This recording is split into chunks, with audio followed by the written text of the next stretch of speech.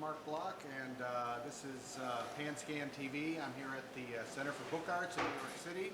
This is the Mapping Correspondence show, and let's have a look at it. It's a fantastic show of mail art from a long time ago, some historical stuff, and also some contemporary art that was just sent in recently, the last couple of months.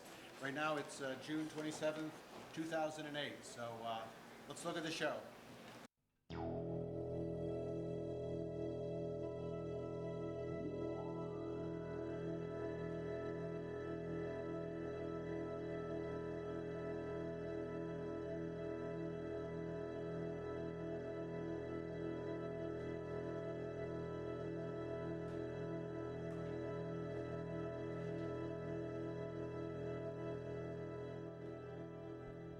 Because there are as many ways to read and write about mail art as there are people who have been exposed to it, the story of mail art is an ongoing Rashomon-like tale that has been morphing and transforming itself in plain sight of the very art world that it has claimed for decades to be an alternative to, always darting nervously around the truth but never quite arriving there.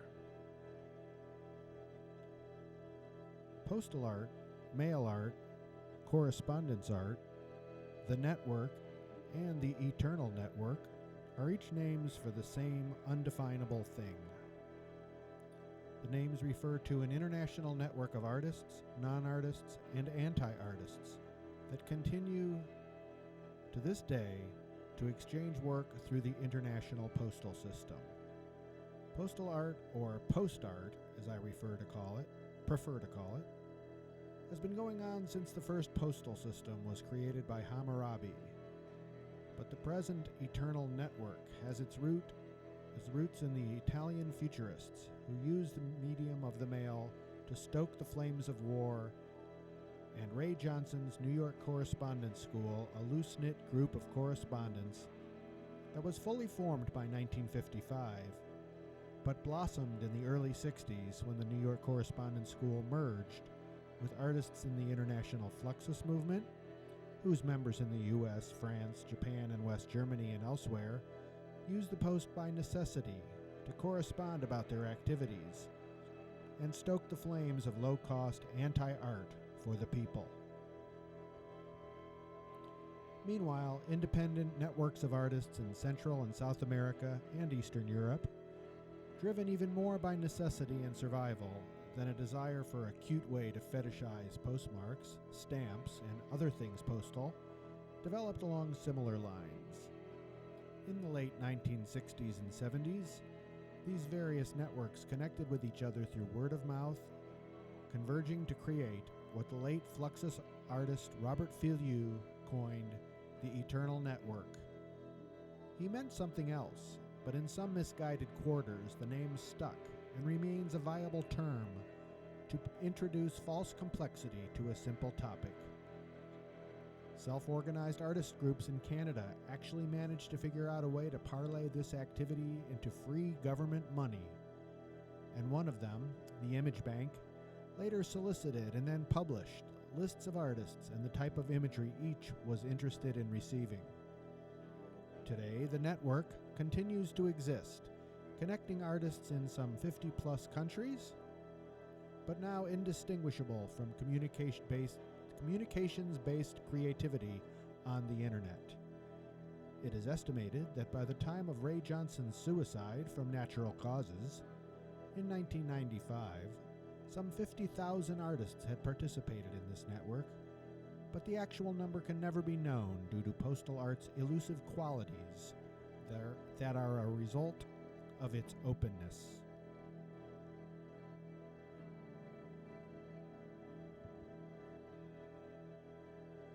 You've been listening to excerpts from issue number 55 of my zine called Pan Mag. The music you now hear is La Isola by a male artist in Italy named Vittorio Baroni and his band Le Forbici di Manitou. We'll keep listening to the music, and we'll come back to my zine in a little while. But right now, we're going to listen to a short interview that was created for NPR.org. That's National Public Radio. And their program, the Bryant Park Project. We're going to hear artist Martha Wilson, an expert on artist books and self-publishing, interviewed about mail art. She was interviewed for the occasion of this exhibition that you're now looking at. And I just want to add that in the interview, they discussed that this show was the first show ever, or that the first show was in 1984, actually, done by the Franklin Furnace. That's due to a misunderstanding, and it's not actually true. The first mail art show was in 1970 at the Whitney Museum of Art, and it was the work of Ray Johnson. Actually, his friends were contacted in the New York Correspondence School, and that was actually the first mail art show. So now let's go to the Franklin Furnace's Martha Wilson being interviewed by a gentleman who represents the Bryant Park Project on NPR, National Public Radio. And we'll come back and hear some more about mail art and the show that you're now looking at, which is Mapping Correspondence at the Center for Book Arts in New York City.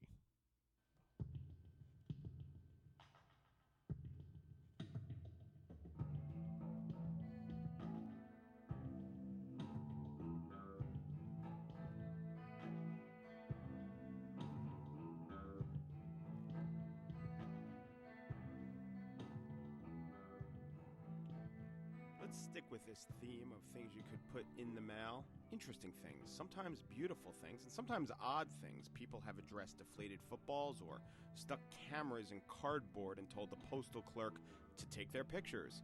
And you know what? Those things actually do go through the mail. The post office will also mail nice drawings or just funny little ditties. An exhibition at Manhattan Center for Book Arts pays homage to an early form of email. Pre-mail, actually it's called mail art. The show is called Mapping Correspondence, Mail Art, that's M-A-I-L, art, it's non-gendered, in the 21st century. Martha Wilson is an artist and founding director of Franklin Furnace Archive, Inc., an artist-run space that preserves ephemeral art. And she hosted a version of this exhibition on mail art back in 1984. Hello, Martha. Hello, good morning. What sorts of things, what are the biggest categories of things that wind up in this exhibition of mail art?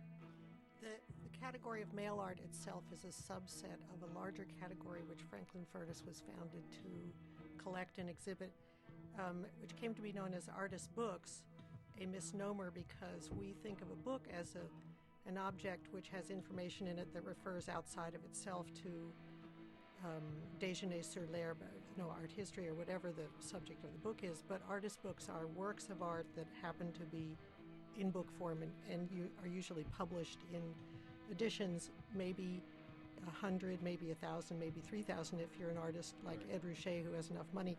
So within this big tent of artist books, there's mail art, there's conceptual art, there's fluxes, there's concrete poetry, there are now zines, which a lot of people are familiar with.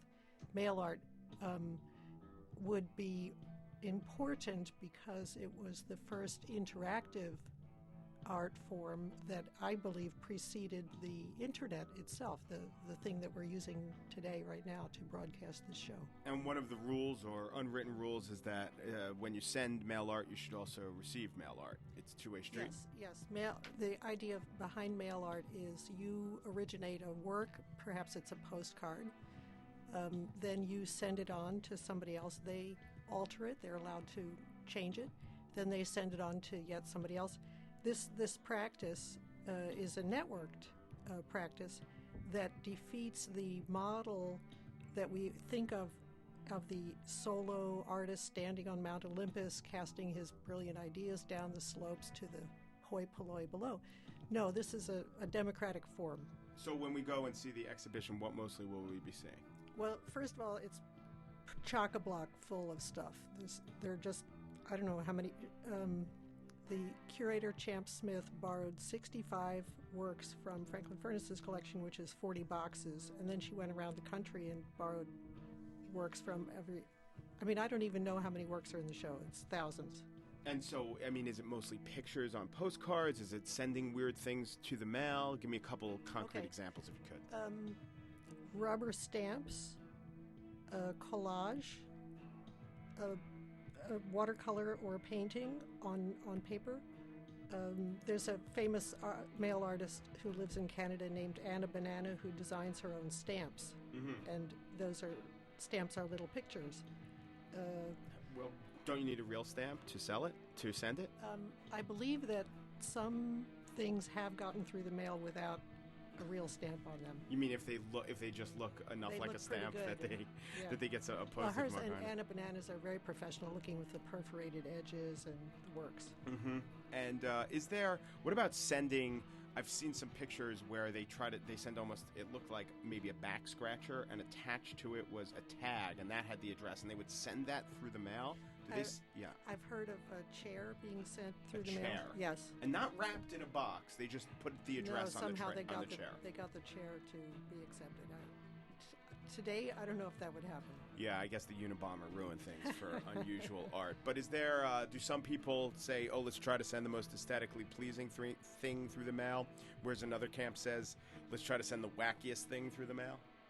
Well, that would be a function of your taste. Do you think this is wacky, or do you think this is aesthetically pleasing? Well, let's hope both and in the some and the cases. beauty of it's a little bit like the exquisite corpse drawings that were done by the surrealists, where one person had a section of paper and they would fold it down, and the next person didn't know what the first person had done. It's every person for him or herself. An artist who you may be familiar with, because I've seen his names come up, Sticker Dude. Do you know this guy? He says mail art is more than just image-bearing mail passing along in the governmental stream. It's a person-to-person attempt to redefine our cultural heritage, the way we see and think and feel about the world around us. Since it's been going on, the first show was 1984, how do you think mail art has redefined the cultural heritage? This is really the function of art. This artist has identified what it is that artists do.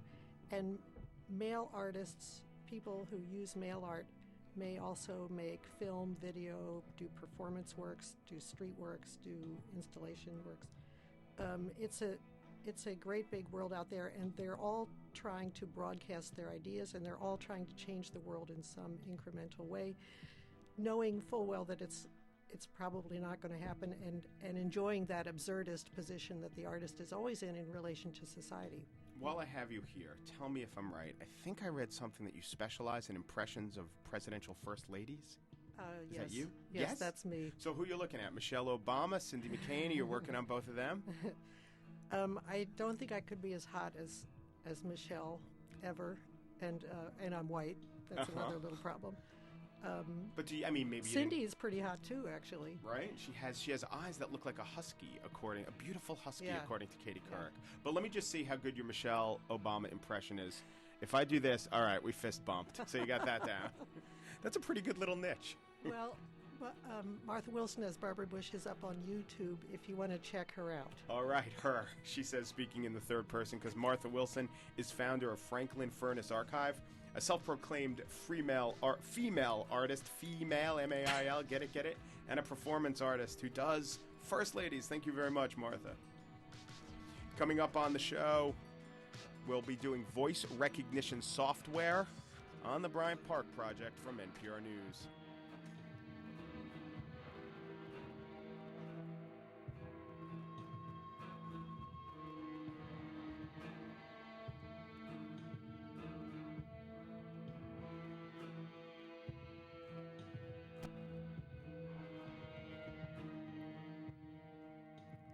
So now let's listen to my rantings and review and what have you from review that I wrote about this show, and more particularly about a panel discussion that took place in conjunction with this show. This is Mark Bloch, by the way, and you're watching Panscan TV. We're looking at a mail art show that was created by Champe Smith for the Center for Book Arts in New York City. And we just heard Martha Wilson and a gentleman from the Bryant Park Project on National Public Radio talking about mail art. And as I said earlier, they mistakenly called the first mail art show the Franklin Furnace Show in 1984, when in fact the first mail art show was in 1970. And Ray Johnson, one of the creators of mail art and the creator of the New York Correspondence School, correctly credited Marcia Tucker of the Whitney Museum of Art at that time with putting together the first mail art show. She took his mailing list and invited people to participate at the Whitney Museum in those days. But now I'd like to continue with some music from Vittorio Baroni's band Le Forbici di Manitou, and I will now read, there's a magazine called Umbrella, and it's online now. It used to be a print publication, and I wrote a review of a recent panel discussion that took place at the Center for Book Arts. And I'd like to now just read what I wrote for Umbrella, and then we'll continue looking at this mail art show. It's called Mapping Correspondence, and it was at the Center for Book Arts here in June 2008.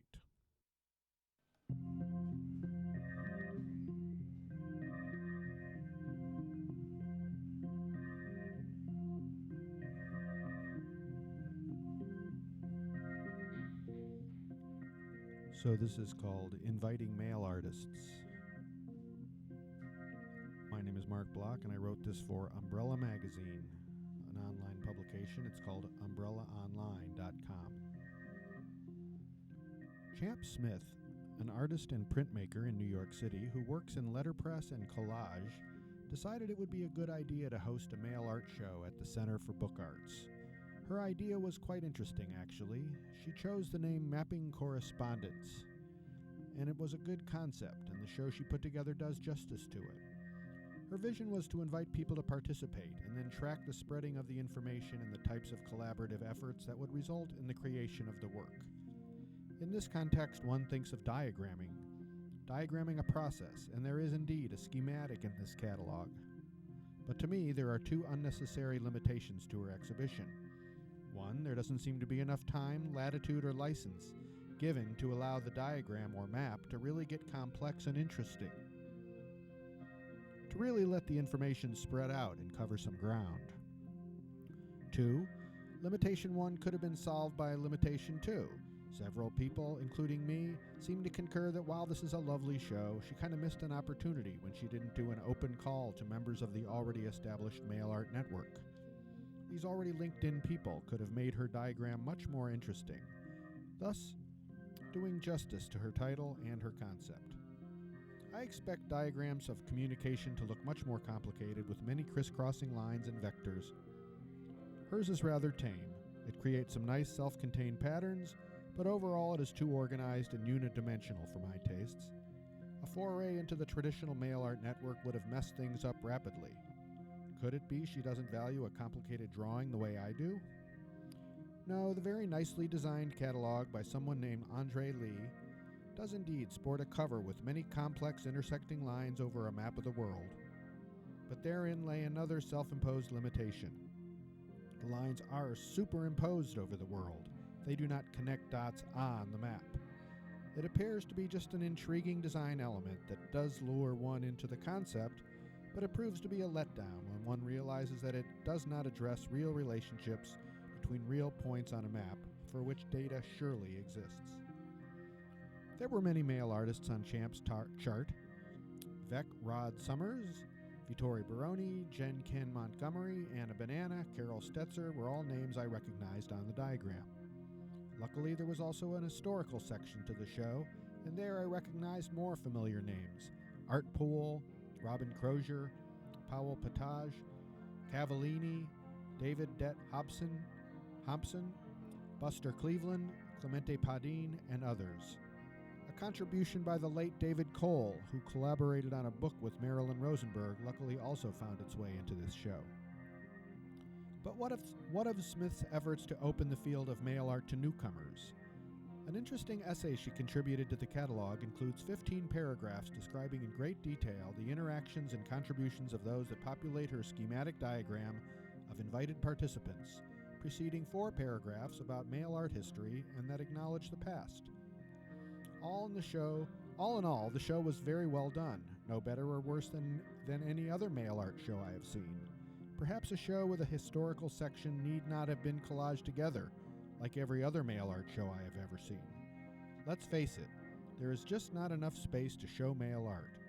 When you open it up to the universe, or even when you don't, as in this show, there are too many entries to give each one ample space to flaunt its wares.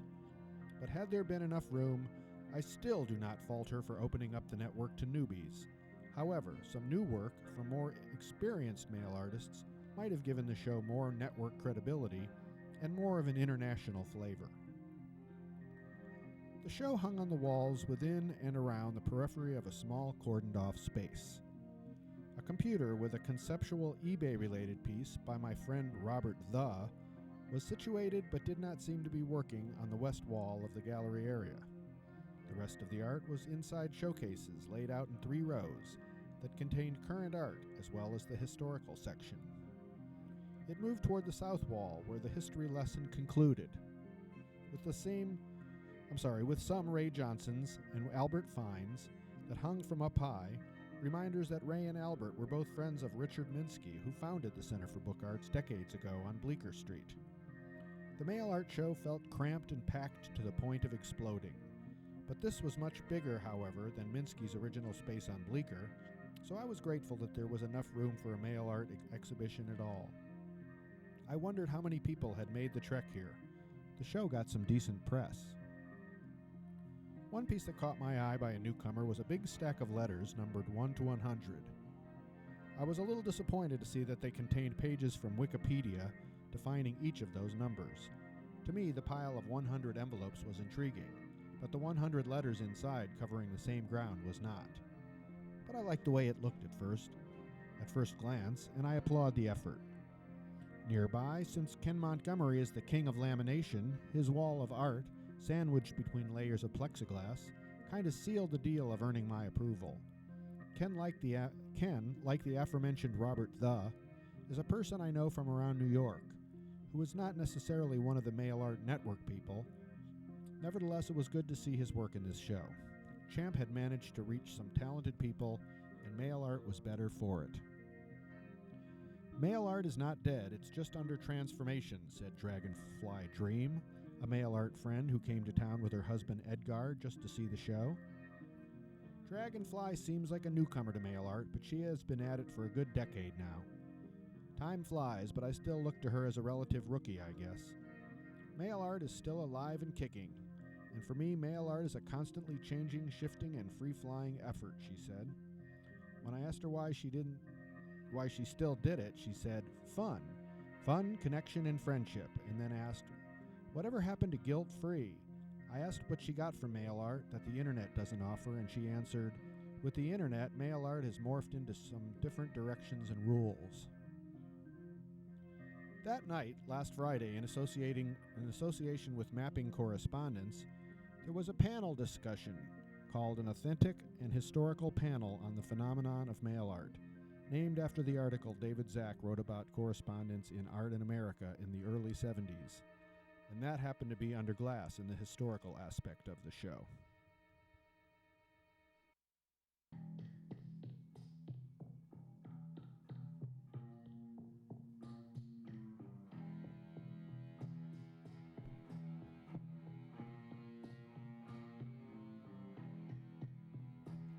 I'm going to stop there. That was from Umbrella Magazine, umbrellaonline.com, and that is published by Judith Hofberg in near Pasadena, California. I'm going to continue to now read from my zine called Pan Mag 55. I just want to read some background information about mail art. It goes like this.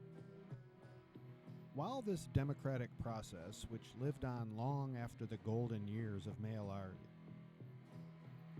is often blamed for a superficial, if accurate, perception that an uneven level of quality exists in the mail art community as a whole, members of the post-peak network system often posit correctly that quality need only exist in the eyes of the sender and the receiver. The network, whether cutting edge or not, is a living process, not a product or a commodity, which makes judgments and definitions of limited use to participants who have proliferated in spite of the many proclamations of its demise. The only way to really understand mail art, for better or worse, has always been to participate. Thus, any history or critique of the network, including this one, can only be a lie or at best a partial snapshot due to the activity's complexity and ever-changing nature. Just as it is difficult to grasp the description of a person one does not know or understand a piece of music without hearing it, mail art, correspondence art, postal art, and or the eternal network must be experienced to be understood. I'm sure you have embellished envelopes, or postcards, or letters, or maybe even sent out or received strange things by mail. With whom do you do this activity when one is a mail artist? If you are a postal artist, you get it from postal artists and you send it to postal artists. But a postal artist can be anyone, or postal art can be anything. So it is the spirit of mail art that determines the nature of the activity. And the spirit of mail art is at best. The spirit of mail art at its best is to give and not to worry about what will be received. If a person wants to be involved, they usually send something to one of the shows or individuals. They will start to get on lists and make contacts, and before they know it, feel like every day is Christmas and the mailbox is a museum. So, who continues to engage in this activity long after the first generation of hep white boys of the USA graduated from college? Most of the same, more of the same, but less hep, less white, and perhaps with a lower perception of males. Percentage of males. Ah, shit. Never mind. Listen, I'm going to have to continue this some other time. We're running out of time here. This is Panscan TV. You've been listening to bits and pieces of mail art related audio programming, and you've been looking at images of the Center for Book Arts. Hope to put some information about their catalog that came out with this show eventually. Right now, you're looking at some white noise.